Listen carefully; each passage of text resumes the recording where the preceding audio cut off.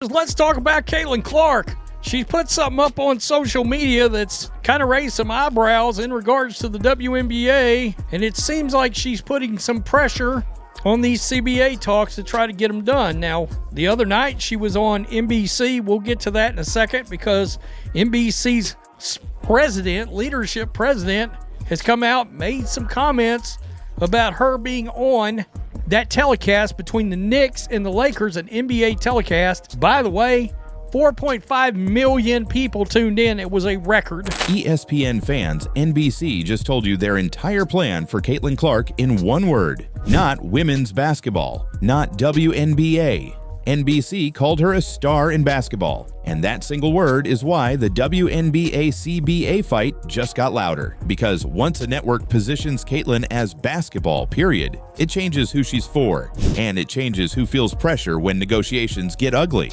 Stay with me, because I'm going to break this down through 3 scenes from that MSG night. Therefore, you'll see why this isn't a cute media cameo, it's a strategy. Caitlin Clark, her NBC, the numbers for that game have finally been released. The executives over there already speaking very highly of her. Is there a potential position in the future? Are they going to be expanding her role? More appearances to come? We're going to be talking about that as well. The stage wasn't WNBA, it was Madison Square Garden. Prime time, bright lights. A new NBC studio show built like an event. NBC didn't hide Caitlin in a side segment. They put her at the main desk beside people casual NBA fans already trust. That's how you transfer credibility fast. MSG is not where you try someone. MSG is where you anoint someone. And Caitlin didn't look nervous. She looked calm. She looked ready. That calm matters because the mainstream audience reads body language before they process words.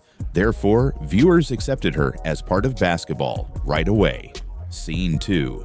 This is the tell. NBC didn't describe Caitlin as a star of women's basketball. They described her as one of the most captivating players and dynamic scorers in basketball. Let's get into what the executives over there at NBC had to say. NBC Sports leadership weighs in. Rick Cordello spoke positively about Clark's debut, noting that she did a good job and handled the role with ease. He highlighted her understanding of the game and her ability to communicate clearly, 2 qualities that translate well from the court to the broadcast booth. Cordello also made it clear that Clark was well prepared and comfortable in the setting, something that stood out given the size of the audience and the spotlight that comes with an NBA national broadcast. Basketball. That word is deliberate. It's positioning. Because the moment you remove the women's label, you're saying the audience is not separate. You're saying the product isn't niche. You're saying she belongs in the same conversation as the sport's biggest names. And when you do that, you change the value equation. Sponsors don't just see WNBA sponsorship, they see basketball sponsorship. Networks don't just see women's rights coverage, they see basketball programming that can pull numbers. Therefore, Caitlin's gravity becomes a mainstream asset, and every negotiation around the league feels different. Now think about what this does inside the league. The union is fighting for collective gains, better pay, better conditions, more revenue share. But the market rewards individual gravity. So when NBC tells the world Caitlin is basketball, they make the star economy more obvious. And that's where friction starts. Caitlin Clark she's applying a little pressure here.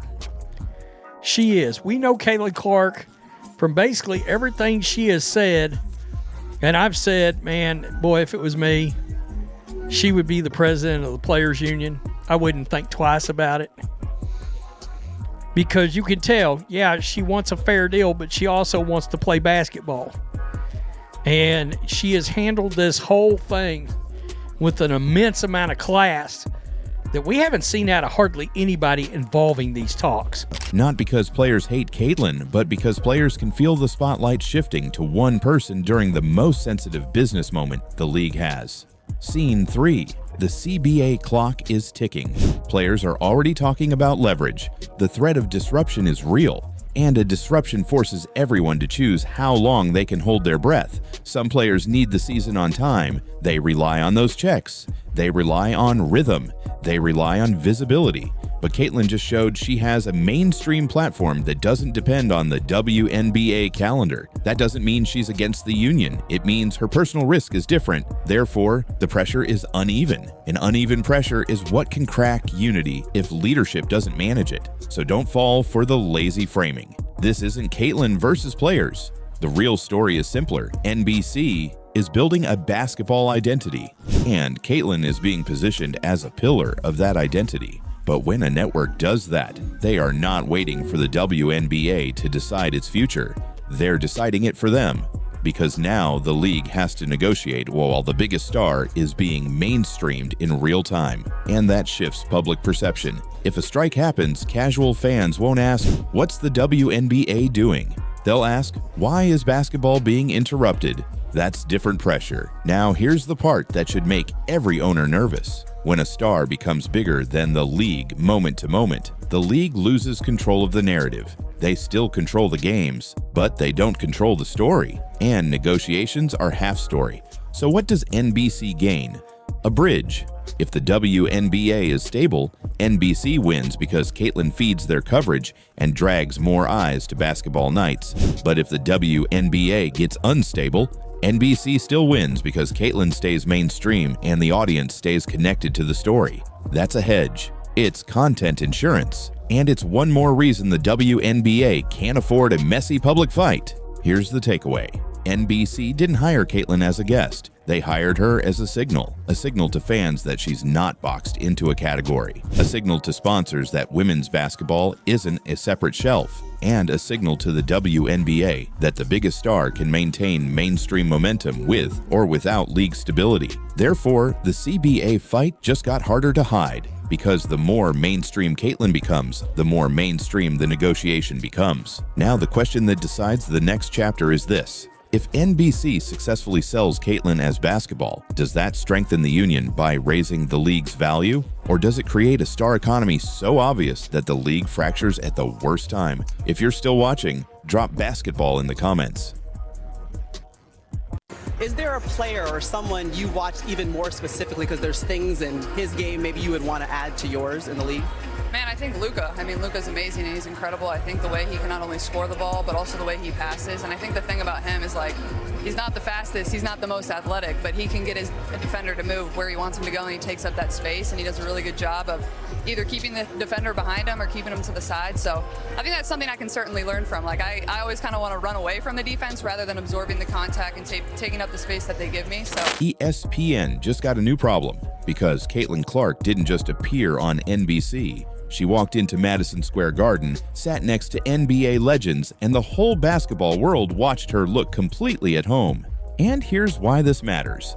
WNBA players are staring down a CBA fight that could shake the next season. But Caitlyn just proved she can keep the spotlight, even when the league is in chaos. Stay with me, because in a minute, I'm going to show you the moment that quietly exposed the real power dynamic. Not a rumor, a live TV moment. It starts at the desk. NBC launches basketball night in America at MSG. Big lights, big arena, big stage. Maria Taylor introduces Caitlyn like she belongs there. Carmelo Anthony is right there. Reggie Miller is right there. And Caitlyn is the headline, not the game. Her. You could feel it. This wasn't WNBA Star Tries TV. This was NBC is building the future around her. But the first thing Caitlyn did wasn't argue. She joked. She looked at the desk and basically admitted, "I'm short next to these guys." Later, she even posted she might need stilts next time. That one joke did a lot. It made her human. It made her likable. But it also made the clip travel, because the internet loves a star who can laugh while standing in the biggest room. Then Maria asks Caitlyn about the arena, and Caitlyn doesn't give a boring answer. She paints a scene. Warm-ups, buzz, noise, energy. She says Knicks fans are crazy and she loves it. That line matters because it shows what NBC wants. They want Caitlyn to sound like a basketball person, not a women's basketball person. Basketball, period. Then the conversation turns to growth. Maria asks Caitlyn who she watches in the NBA, and Caitlyn goes straight to Luka Doncic. Is there a player or someone you watched even more specifically because there's things in his game maybe you would want to add to yours in the league? Man, I think Luka. I mean, Luka's amazing and he's incredible. I think the way he can not only score the ball, but also the way he passes. And I think the thing about him is, like, he's not the fastest, he's not the most athletic, but he can get his defender to move where he wants him to go, and he takes up that space, and he does a really good job of either keeping the defender behind him or keeping him to the side. Not because Luka is flashy, but because Luka controls space. Caitlin explains it clearly. She says Luka isn't the fastest, he isn't the most athletic, but he moves defenders where he wants them. He absorbs contact. He takes up space. And Caitlin admits something most stars never admit on TV. She says she tends to run away from contact, therefore she wants to learn how to use it. That's high IQ. That's real. That's not PR. And the reason this part matters is simple. WNBA fans already know Caitlin can shoot, but a lot of casual NBA fans only know the logo threes. This segment showed something deeper. It showed she understands the chess game. Therefore, NBA fans who never watched a single WNBA game just got a reason to respect her. But the night didn't stay safe, because Reggie Miller got asked an NBA comparison for Caitlin, and he picked Peyton Pritchard. I'm actually curious too. I know you guys have seen Caitlin play. She's a one-of-ones, but is there like a comparison of someone either you played with or you guys watching the game right now that reminds you of the young lady to your right? I like Peyton Pritchard from Boston, the way he's able to handle the basketball. He makes big shots when the shot clock's running down, a lot like this young lady right here. Isn't afraid of the big moment and is a champion like she's soon to be. The second he said it, Caitlin's face went blank. Not angry, not rude, just deadpan. Like, that's what you went with. It was the most honest reaction you can have without saying a word. And that's why it went viral, because fans saw what they were thinking. And right there, NBC got what every network secretly prays for. A clip that spreads itself. A moment you don't need to explain, you just post it. But here's the twist. That viral moment wasn't even the biggest moment of her debut. The biggest moment was when Caitlin brought up the CBA. Live on NBC at MSG, with legends sitting next to her.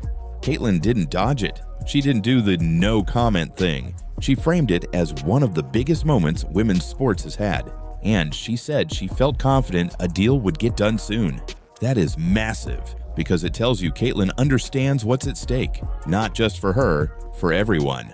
But here's the part the league can't ignore. When Caitlin speaks about the CBA on a massive NBA broadcast, it changes the pressure, because now the CBA story isn't trapped in WNBA circles, it's in the mainstream. Owners feel that, sponsors feel that, networks feel that. Therefore, the negotiation isn't just numbers on paper anymore. It's reputation, it's optics, it's momentum. Now let's talk about why NBC did this at all.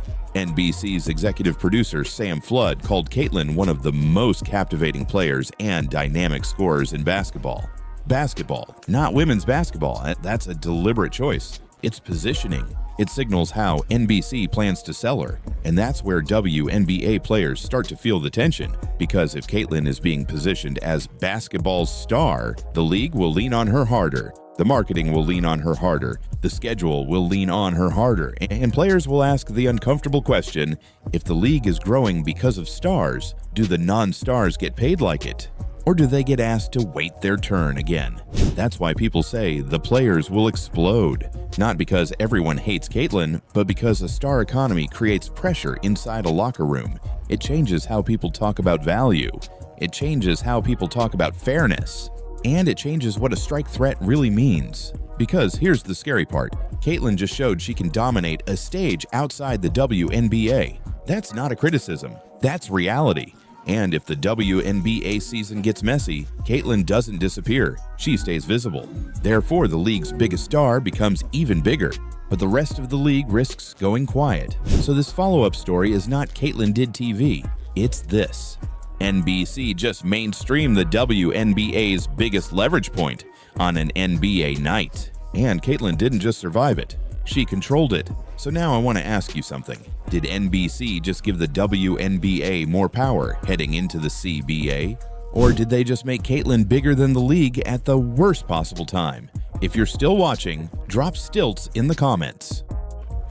Well, honestly, I don't think it's just a big moment for the WNBA. I think all of women's sports, I think this is one of the biggest moments we've ever had. So, I feel very confident that we're going to get something done, and that's because we're in this moment because of the product we put on the floor. So we need to be able to continue to do that, and I know everybody's working really hard. There's a meeting tomorrow that's super important, and I truly do believe we're going to get something done here in the next couple weeks. But like you said, I mean, there's a lot of boxes that we still need to check. We've added two new teams. I mean, there's going to be more players than ever, and then we have to get into free agency, then have a normal draft as well. So there's a lot of things left to do, but I really do feel confident that both sides are going to reach a deal here soon. Yeah. ESPN fans, the WNBA-CBA fight just entered the NBA stage because Caitlin Clark brought it up on NBC live at Madison Square Garden. And that matters more than any hot take, because once a labor fight hits an NBA broadcast, it stops being a WNBA story. It becomes a business story, a sponsor story, a reputation story. Stay with me, because I'm going to break this down through 3 concrete scenes from that night. Therefore, you'll understand why players feel the pressure rising and why this could decide what happens in 2026. Here's scene 1. Here it says, Caitlin Clark projected a much more optimistic tone about the prospects of the WNBA and its players hammering out a new collective bargaining agreement ahead of talks Monday between the Players Association and the league. The frustration was evident among some WNBA players during Friday's unrivaled tour stop in Philadelphia, but Clark said she felt very confident a new CBA would be worked out to save the 2026 WNBA season. When she made her debut as a contributor on Basketball Night in America on Sunday. It's not a WNBA arena, it's MSG. Bright lights, packed lower bowl, that familiar noise that never fully goes away. NBC launches a brand new studio show, and they build it like an event. They don't bring Caitlin in as a side note, they sit her at the main desk, right beside the faces casual NBA fans already trust. We're actually adding another sharpshooter, as if our roster could hold another one down. It's a WNBA All-Star in Caitlin Clark, and guess what? We had our own Jamal Crawford and Zora Stevenson welcome her in, but the NBC way. That's the first signal. When a network wants to test someone, they hide them. But when a network wants to build around someone, they frame the whole broadcast so viewers accept them instantly. That's what this was. You can see it in the setup. The host drives the conversation. The former players set the tone. And Caitlin sits there like she belongs, not trying to prove she's worthy, not acting like she's grateful for permission, just calm. That calm matters because it changes how the audience listens. If Caitlin looks nervous, critics pounce, but she didn't look nervous. Therefore, the moment becomes bigger than the panel. It becomes a statement. This is basketball. She's part of it. Now, scene 2 is where the whole night flips. Someone brings up the WNBA-CBA negotiations, and Caitlin doesn't dodge it. She doesn't give the safe answer. She says the quiet part out loud. She frames it as bigger than the WNBA. Her line was basically, "This isn't just a big moment for the league, it's a massive moment for all of women's sport." Well, honestly, I don't think it's just a big moment for the WNBA. I think all of women's sports, I think this is one of the biggest moments we've ever had. So, I feel very confident that we're going to get something done, and that's because we're in this moment because of the product we put on the floor. So we need to be able to continue to do that, and I know everybody's working really hard. There's a meeting tomorrow that's super important, and I truly do believe we're going to get something done here in the next couple weeks. But like you said, I mean, there's a lot of boxes that we still need to check. We've added two new teams. I mean, there's going to be more players than ever, and then we have to get into free agency, then have a normal draft as well. So there's a lot of things left to do, but I really do feel confident that both sides are going to reach a deal here soon. Yeah. Think about what just happened on an NBA broadcast at MSG in front of the most casual mainstream basketball audience there is. The CBA conversation just got moved from WNBA circles into the biggest room. That is the megaphone. And it matters because labor fights are not just about numbers. They are about pressure. They are about who looks reasonable. They are about who looks greedy. They are about who controls the story while negotiations drag. Therefore, the second Caitlin says this is massive on a prime-time NBA desk, the pressure shifts. Owners can't treat it like a niche problem. Sponsors start paying attention. Networks start preparing for risk. And players who were counting on public support just got a rocket booster. But here's the part that creates tension inside the league. Caitlin is not just any player. She's the player who can walk onto an NBA broadcast and make the internet care. So when she speaks on the CBA, it carries more weight than a press release. And if you're another player watching that at home, you feel two emotions at the same time. You feel grateful that the biggest star is amplifying the issue. But you also feel fear, because the league is about to negotiate its future and the spotlight is following one person. That's why the reaction feels explosive. Not because players hate Caitlyn, but because a star economy makes everyone ask the same question. If the attention is concentrated, will the money be shared fairly? Now, scene 3 is the pressure cooker. The union has already moved into strike posture. Reports say an overwhelming player vote authorized a strike when necessary. And now there's an in-person meeting in New York that people inside the process are calling pivotal. There is going to be an in-person WNBA meeting with WNBA PA committee members, players union, and the owners in person to potentially get a deal signed, sealed, and delivered by tomorrow. Will the deal get done tomorrow? I can't yay or nay that a deal will be getting done. But as of right now, the people that is hurting the most from the WNBA not being able to get a deal done is the fans. That's not gossip. That's a sign the timeline is tightening. Because if you're inside a negotiation and you're still relaxed, you don't need a pivotal meeting. You schedule the next call and keep it quiet. But when you start hearing the word pivotal, it means both sides know the clock is getting loud. And here's the brutal truth. A strike threat only works if the players can hold their breath. But most players don't have endless runway. They rely on the season, they rely on timing, they rely on stability. But Caitlyn just appeared on NBC in a role that keeps her visible regardless of WNBA scheduling. That doesn't mean she's against the union. It means she's protected by her platform. Therefore, the pressure is uneven. And uneven pressure is the thing that can fracture unity if leadership doesn't manage it. So what is the real follow-up story here? It's not Caitlyn went viral. It's this. Caitlyn used an NBA stage to elevate a WNBA labor fight. And the league now has to negotiate under a brighter light than it expected. Now let me make this even clearer with one detail from that night that casual viewers missed. Caitlyn didn't just talk about contract, she talked basketball like a pro. She described the MSG atmosphere in plain language. She talked about how she watches NBA players. She even pointed to what she's trying to steal from Luka, the way he controls space, plays through contact, and dictates pace. That matters because it tells you NBC wasn't hiring a mascot. They were hiring a voice. And once the mainstream audience accepts her as a voice, anything she says about the WNBA carries further, including the CBA. Therefore, this creates a new kind of leverage the WNBA hasn't had before. A player can talk about the league's labor fight on an NBA desk and make it feel like a serious sports business story, not a niche dispute. So here's what I want you watching next, because this is where the next video will come from. 3 signals. Signal 1, the union's language. If you hear clear deadlines, specific non-negotiables, and serious vote talk, that's not posturing. That's preparation. Signal 2, what owners actually concede. Not tweets, not press statements, real concessions that cost money or control, travel, working conditions, revenue share mechanics, caps and floors, guaranteed structures. If the league offers vibes instead of substance, the strike heat rises. Signal 3, hedge behavior. When networks build programming that still works if the calendar gets messy, that's a signal. When stars lock in platforms that keep them visible through the danger window, that's a signal. It doesn't prove a strike is coming, but it tells you the industry is pricing in risk. Therefore, you don't have to guess. You can watch what the powerful people do. Now, here's the question that decides the next chapter. Did Caitlyn just strengthen the union by moving the CBA story into the NBA spotlight?